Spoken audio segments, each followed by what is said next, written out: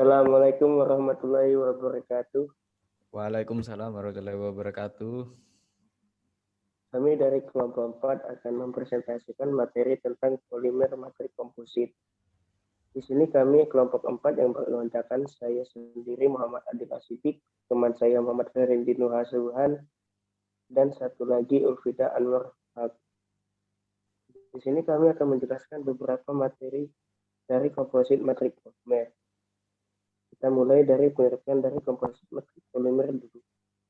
Komposit matrik polimer atau yang biasa disebut PMC telah memantapkan dirinya sebagai rekayasa struktural tidak hanya sebagai barang antik laboratorium atau barang mudah untuk dibuat kursi dan meja. Ini muncul tidak hanya karena pengenalan tinggi serat kinerja seperti karbon, boron, dan aramid, tapi juga karena adanya beberapa bahan matrik baru dan lebih baik.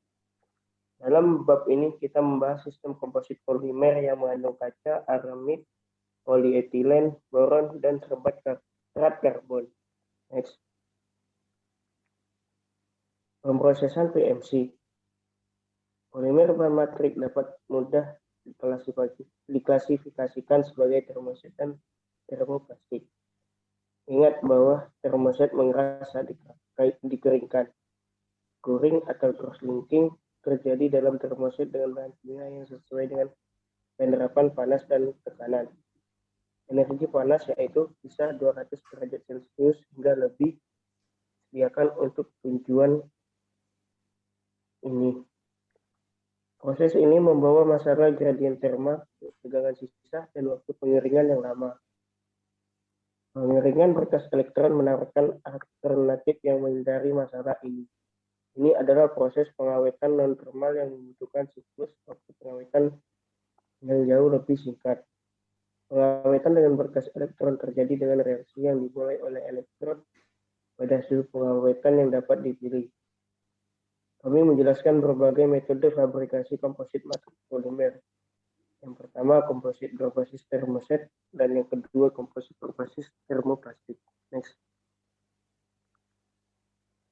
Pemrosesan komposit matrik termoset. Ada banyak metode pengolahan komposit dengan matrik termoset termasuk epoksi, polyester tak jenuh, dan vinyl ester. Next. Yang pertama, teknik layup dan spray. Teknik layup dan penyemprotan tangan mungkin merupakan pemrosesan polimer yang paling sederhana. Serat dapat diletakkan di atas cetakan dengan tangan dan resin, lalu disemprot atau disikat. Seringkali resin dan serat disemprotkan bersama ke permukaan cetakan. Dalam kedua kasus ini, file lapisan yang diendapkan dipadatkan dengan roller.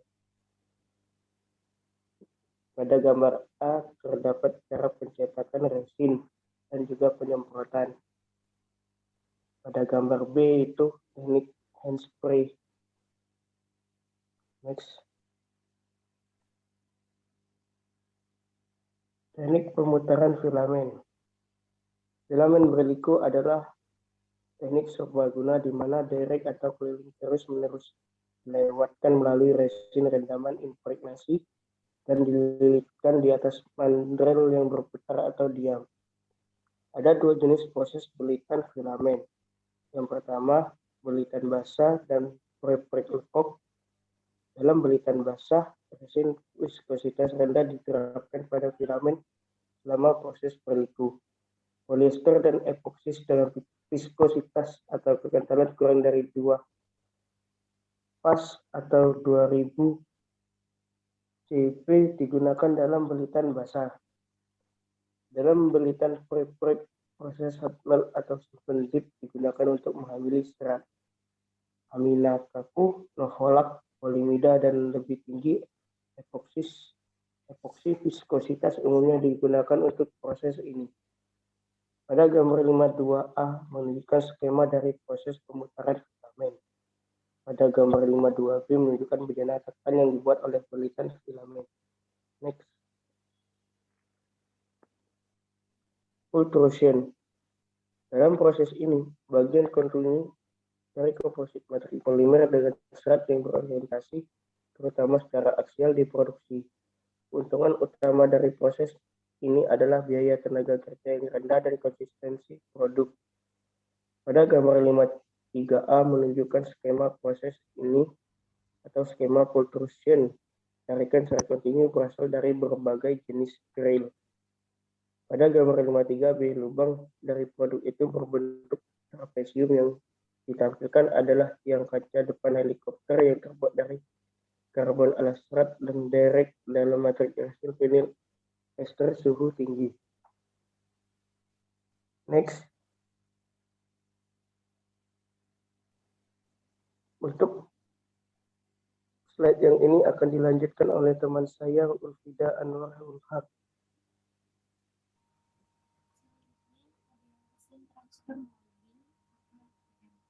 Mesin transfer molding adalah cetakan tertutup proses tekanan rendah. Bentuk awal yang terbuat dari serat yang diinginkan, karbon, kaca atau aramid, ditempatkan di dalam cetakan dan resin cair seperti epoksi atau polyester diinjeksikan ke dalam cetakan dengan cara pompa. Bola bantuan dapat dijahit tetapi lebih sering dibuat menjadi bentuk awal yang mempertahankan bentuknya selama injeksi matriks polimer. Damer itu dibiarkan menyembuhkan dan membentuk komposit padat. Keuntungan RTM antara lain bentuk dan lekukan yang besar dan kompleks dapat diperoleh. Tingkat otomatisasi yang lebih tinggi dimungkinkan daripada di banyak proses lainnya. Selanjutnya, layup lebih sederhana dan prosesnya lebih cepat daripada operasi manual. Selanjutnya, dengan menggunakan bentuk awal anyaman, dijahit atau dikepang, fraksi volume serat setinggi 65% bisa tercapai. Terakhir, prosesnya melibatkan cetakan tertutup. Oleh karena itu, emisi stirena dapat dikurangi seminimal mungkin. Secara umum, RTM menghasilkan emisi yang jauh lebih sedikit dibandingkan teknik layup atau semprotan tangan. Next. Penempatan pita otomatis atau ATP dan penempatan serat otomatis atau AFP. Penempatan pita otomatis dalam teknik ATP, resin diresapi serat penguat kinerja tinggi dalam bentuk pita ditempatkan ke arah tertentu. Sangat mudah untuk melihat berat bagian itu akan diminimalkan dengan menempatkan serat hanya di sepanjang arah yang dibutuhkan. ATP memperoleh penerimaan luas untuk fabrikasi bagian dalam industri dirgantara. Contoh termasuk sayap pesawat, kulit tubuh, dan permukaan kendali. Penempatan serat otomatis atau AFP. Penempatan serat otomatis atau AFP melibatkan penggunaan derek serat individu. Beberapa derek serat yang telah diresapi resin ditempatkan pada mandrel dengan kecepatan tinggi. Menggunakan kepala penempatan yang dikontrol secara numerik untuk mengeluarkan, menjepit, memotong, dan memulai ulang setiap derek selama penempatan. Next. Metode berbasis autoclave. Metode berbasis autoclave atau proses pencetakan tas digunakan untuk membuat bagian besar. Prepek adalah bentuk pendek dari serat yang telah diresapi sebelumnya.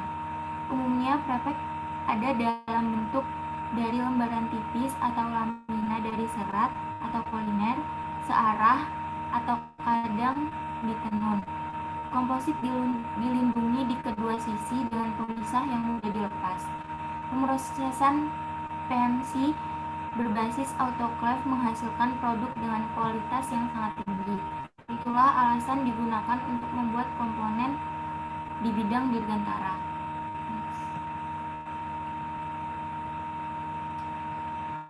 Composite matrix termoplastik. Komposit matriks termoplastik memiliki beberapa kelebihan dan kekurangan dibandingkan komposit matriks termoset. 1. Keunggulan komposit matriks termoplastik meliputi pendinginan tidak diperlukan dengan matriks termoplastik. Bagian dapat dibuat dan digabungkan dengan pemanasan. Bagian-bagiannya dapat dilipat ulang dan di setiap potongan dapat didaur ulang. Termoplastik memiliki ketangguhan dan ketahanan benturan yang lebih baik daripada termoset. Dua kerugiannya meliputi suhu pemrosesan umumnya lebih tinggi dibandingkan dengan termoset. Termoplastik kaku dan tidak rata, artinya mereka tidak memiliki kelengketan dari eksposis yang sembuh sebagian. Pemrosesan komposit matriks termoplastik. Ada beberapa metode pemrosesan komposit matriks termoplastik, yakni sebagai berikut. Yang pertama, film stacking. Yang kedua, diaphragm forming. Ketiga, thermoplastic type laying. Keempat, coming like fibers. Kelima, thermoforming injection molding. Dan keenam, long fiber thermoplastic compression molding. Next. Yang pertama, film stacking. Laminae dari matriks termoplastik mengandung serat dengan kandungan resin yang sangat rendah. Digunakan dalam proses ini. Kandungan resin rendah digunakan karena ini bahan yang sangat kasar. Serat yang mengandung lamina ditumpuk secara bergantian dari bahan matriks polimer murni. Tumpukan laminae terdiri dari serat diresapi dengan matriks yang tidak mencukupi dan film polimer dengan berat komplementer untuk diberikan fraksi volume serat yang diinginkan dari produk akhir. Ini kemudian dikonsolidasikan dengan penerapan panas dan tekanan secara simultan. Impregnasi matriks termoplastik berlangsung secara simultan penerapan panas dan tekanan. Besarnya tekanan dan suhu haruslah cukup untuk memaksa lelehan polimer mengalir masuk dan melalui tulangan yang terbentuk sebelumnya. Tingkat penetrasi fluida ke dalam struktur preform berserat dijelaskan oleh hukum Darcy. Hukum Darcy mengatakan bahwa laju aliran adalah berbanding lurus dengan tekanan yang diberikan dan berbanding terbalik dengan viskositas. Dengan demikian, meningkatkan tekanan yang diterapkan dan menurunkan viskositas polimer cair, yaitu meningkatkan suhu, membantu dalam pemrosesan. Next. Diaphragm forming atau pembentukan diafragma. Proses ini melibatkan pelapisan prepek termoplastik yang mengambang bebas di antara dua diafragma. Udara di antara diafragma dievakuasi dan laminasi termoplastik dipanaskan di atas titik leleh matriks. Tekanan diterapkan ke satu sisi yang merusak diafragma dan membuat mereka mengambil bentuk cetakan. Lapisan laminasi mengambang bebas dan sangat fleksibel di atas titik leleh matriks. Dengan demikian, siap menyesuaikan dengan bentuk cetakan. Baik, yang selanjutnya adalah proses termoplastik tape laying. Kepala tape yang dapat dikontrol memiliki tape dispensing dan gulungan sim pengeluaran atau pengambil dan sepatu pemanas. Kepala panas mengeluarkan termoplastik selotip dari gulungan suplai. Ada 3 sepatu pemanas dan 2 sepatu pendingin atau pemadatan. Sepatu panas memanaskan selotip hingga meleleh. Sepatu dingin langsung mendinginkan selotip keadaan padat. Di sebelah kanan ada gambar skema mesin peletakan pita termoplastik, yang mana selotip berawal dari tape feed, kemudian dipanaskan, dan kemudian consolidation roll akan bekerja, kemudian akan menselotip objek. Kemudian proses yang selanjutnya coming lead fibers atau serat campuran. Serat matriks dan serat penguat dicampur untuk menghasilkan benang yang merupakan campuran dari matriks termoplastik dan benang penguat. Benang campuran seperti itu dapat ditenun dan dirajut. Benang yang dibentuk menjadi bentuk yang sesuai kemudian dikenai panas dan tekanan untuk melelehkan komponen matriks termoplastik, membasahi serat tulangan, dan mendapatkan komposit. Kemudian thermoforming injection molding. Thermoforming ini melibatkan produksi lembaran yang dipanaskan dan dicap diikuti oleh vakum atau pembentukan tekanan. Umumnya, penguat berserat terputus-putus, terutama terhadap kaca, yang menghasilkan peningkatan viskositas leleh. Komposit resin termoplastik yang diperkuat serat pendek bisa juga diproduksi dengan metode yang disebut cetakan injeksi reaksi yang diperkuat atau RRIM. RRIM sebenarnya merupakan perpanjangan dari reaksi injection molding atau RIM dari polimer. Long fiber thermoplastic atau LFT compression molding. LFT digunakan untuk merujuk pada komposit yang mengandung serat matriks termoplastik yang panjangnya lebih dari 10 mm. Langkah penting dalam pemrosesan LFT adalah produksi batang atau pita yang diperkuat serat secara terus-menerus dari mana serat panjang pelet dipotong. Ada juga LFT DILC yang digunakan untuk membuat LFT komposit yang terdiri dari serat kaca atau kopolimer stirena. Polipropilen juga juga telah digunakan sebagai matriks termoplastik dalam proses ini. Pada dasarnya, ini adalah ekstrusi atau proses pencetakan kompresi. Ciri khas dari proses LFT DILC adalah bahwa komposit serat panjang diproduksi langsung dari bahan dasarnya.